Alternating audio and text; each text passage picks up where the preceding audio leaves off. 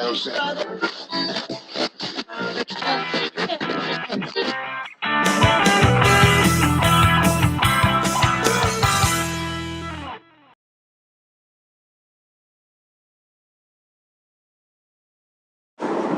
find this in your pew Bibles at page 1052.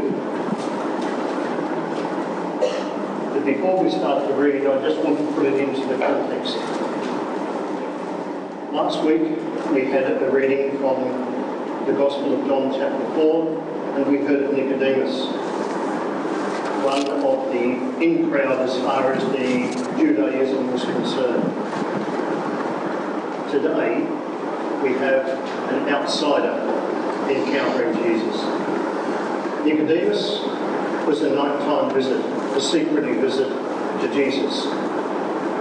Today, it's an encounter with a woman who was an outsider. She's a Samaritan, so she's an outsider as far as Judaism is concerned, but it's in broad daylight. It's in the 6th hour, which in our terminology represents midday. The woman is a Samaritan. She is a person that the story will unfold. She's had quite a wide experience in life. One of those experiences would have been that she would not be seen to speak to an unmarried man, let alone a Jew. Now, if you can picture for a moment the Sea of Galilee in the north, the Dead Sea in the south, the River Jordan between, and then you have Jerusalem a little bit to the side. The broad area in between the Sea of Galilee and Jerusalem was where Samaria was. A lot of that area today is West Bank territory. And this actually takes place, this incident takes place in an area that today is in the West Bank, but in the time of Jesus was in Samaria, the old part of the northern kingdom. Jews travelling from the Sea of Galilee, Nazareth, beside it, down to Jerusalem, would go over to the coast and down. They would not come straight through the middle. But Jesus did. And it was because Jesus came down through Samaria, down past where Jacob's well, not the Jacob's well on the Gold Coast, but Jacob's well had been established from the Old Testament times. That's where Jesus has this encounter with a woman who has come, doing a woman thing, collecting water for that household. So we pick the passage up. I'm not going to read it all, but we pick it up from the Gospel of John chapter 4 verse 5. So Jesus came to a town in Samaria called Sychar, near the plot of ground Jacob had given to his son Joseph. Joseph's well was there, and Jesus, tired from his journey, sat down by the well. It was about the 6th hour. When a Samaritan woman came to draw water, Jesus said to her, "Will you give me a drink?" Let's pause for a minute there. A most unexpected setting. Most unexpected. Jesus has a physical need. He's tired, he's thirsty, he needs a drink. He's travelling. His friends, the disciples, have gone into town to get some food. We find that in the next verse, actually, if you in brackets. That's the same. And this woman comes. What does she say? The Samaritan woman says to him, "You are a Jew and I'm a Samaritan woman. How can you ask me for a drink?" Verse 10, Jesus answered her, "If you knew the gift of God and who it is that asks you for a drink, you would have asked him and he would have given you living water. Sir, the woman said, you have nothing to draw with, the well is deep. Where can I get this living water? Jesus is talking about living water. Now, when I was a Boy Scout, many years ago, I was told that if I was ever on a hike and I was thirsty and I came to a stream, you had to find the running or living water to drink from. Because you wouldn't drink it from the pool, because chances are the pools might be stagnant. But this is a well that Jesus is talking about, or that Jesus is beside. The well that the woman has come to draw water from. It's not a stream. So how can Jesus say that he would have given living water? Jesus is talking in spiritual terms, isn't he? He's talking about something that is alive and vital. Just as last week we heard about Nicodemus and water and the Spirit, here Jesus is talking, in this case, to the Samaritan woman about living water, about spiritual drink, spiritual care, spiritual nourishment. Does the woman understand that? Obviously not. She's not clued in. Many of the Samaritans were believers in God. Many of the Samaritans worship. We're going to hear that. Let's move down. Verse 15. The woman said to him, Sir, give me this water so that I won't get thirsty and have to come here to draw water. He told her, Go, call your husband and come back. Well, we'll come back to the story. As the story unfolds, I said that this, in the introduction, this woman was one who had a lot of life experience. And part of that life experience was the fact that she'd had many husbands. That we can't read into the story about any inappropriate behaviour. It's just a fact. She's had many husbands. And as she confesses to Jesus, or as Jesus says to her, which she confirms, and the man that you're now living with is not your husband. So Jesus uses the circumstance. He knows the circumstance. He knows the woman even before he has actually had a conversation with her. Because he is the one sent of God. He's given, if you like, the prophetic image of this woman's life. And he knows her circumstance. And so, let's continue with the next part of the story, where Jesus says, You Samaritans worship what you do not know. We worship what we do know, for salvation is from the Jews. Yet a time is coming and has now come when the true worshippers will worship the Father in spirit and truth, for they are the kind of worshippers the Father seeks. And Jesus gives this little, if you like, theological reflection, this little lesson to her.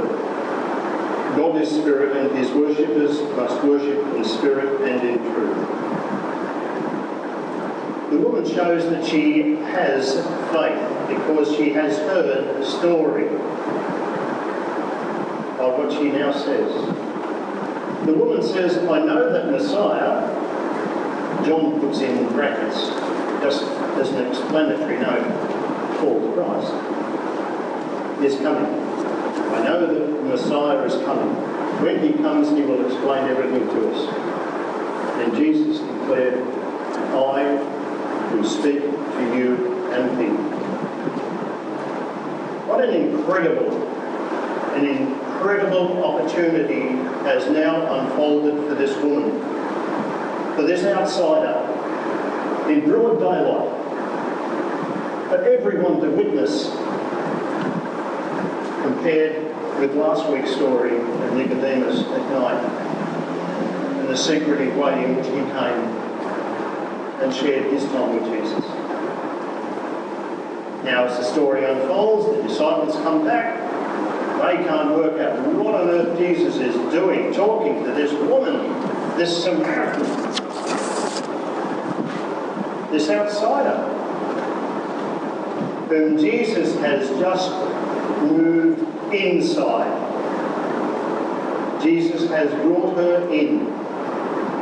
Now, this is in a time, mind you, where the testimony of women was not acceptable. Even for men, there had to be a second witness. For women, they could only testify through a man. And here is Jesus accepting this woman into faith, into eternity. We don't know her name. That's not important. It's what she does, what she says, what happens to her. That's the critical point.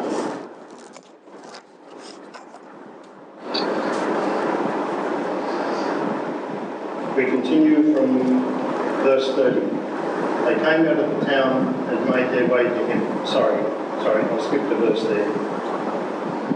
The woman goes back and she says, "Come see a man who told me everything I ever did. Could this be the Christ?" They came out of the town and they made their way to him. Then the disciples say to Jesus, "Listen, you're hungry, you're thirsty, you've had a chance to have something to drink. Why don't you have something to eat?" But then Jesus said to them, "I have food to eat that you know nothing about." Again, the disciples this time are talking physical. Jesus is talking spiritual. The disciples are talking in realistic terms. Jesus is talking in unreal terms.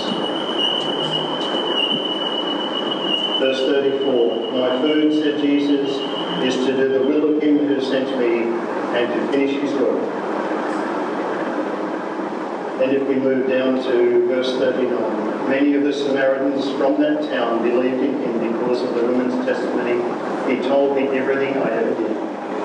So when the Samaritans came to him, they urged him to stay with them, and he stayed 2 days.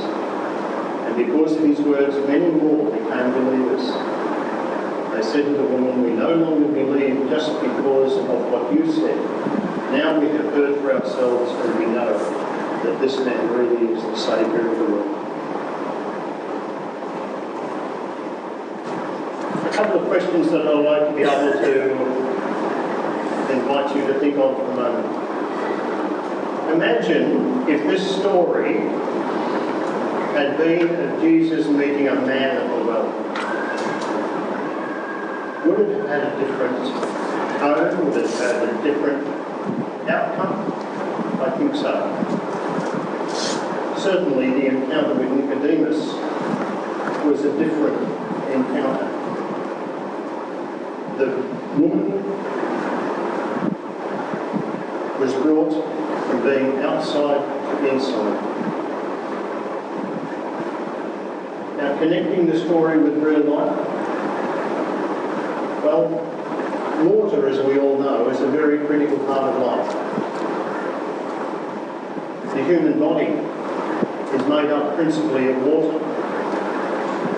The amount of rain that we've had over the last few days reminds us how much creation needs water. The change in the grass around the church has gone from being a light brown to a green almost overnight. Such is the need for water within creation. Water can also be very destructive though, can't it? Water can be incredibly destructive. Think of a raging sea. Think of the floods. People of Brisbane don't have to go back very far before they remember what the floods were like. And the devastation of seeing entire houses washed away, seeing possessions floating down the Brisbane River. Water can be very destructive. water is also life-giving. Harken back just a few weeks ago with the life-giving water of baptism that we witnessed in our church here, and the life-giving water that we have had placed upon us, or that we have been immersed in. Water is part of every human experience. Connecting with Scripture now, connecting with that Bible passage, how do we join in? How do we join into that passage? Do we join in like the Nicodemus? Do we come quietly? Do we come secretively when we enter into a relationship with God? Or do we come in broad daylight? Do we come with eyes open as the woman from the well came and then experience an incredible blessing? Nicodemus was blessed too, don't get me wrong. But the woman at the well was blessed, I believe, even more. Then where do we fit in the story? Would we be like the person or one of the people in the town that heard the testimony of the woman and then went to find Jesus? Are we like that? Are we someone who has heard about Jesus and then come to find out for ourselves? How do we fit into the story? Well, I would hope that we all fit into the story through living water. I would hope that we all seek a relationship with the Lord Jesus Christ. I would hope that we can all identify him as the Christ, as the Messiah, the Saviour. I would hope that each one of us comes into that personal relationship like the Syrophoenician woman, like the Samaritan woman did in that encounter. John later in the Gospel reminds us that it will be greater for those who come to faith who have not been a personal witness of Jesus' life on earth. It will be greater for us to come to faith because we don't have the personal witness of Jesus. We can't walk up to him, we can't touch him, we can't physically see him. But we do have the witness down through the ages. We do have Holy Scripture. We do have others that have experienced the living water in their life, that we may gain the living water ourselves.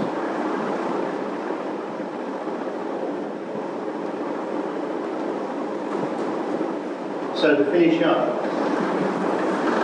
how is this physical water that the woman sought and the spiritual water that Jesus offered, how are they the same?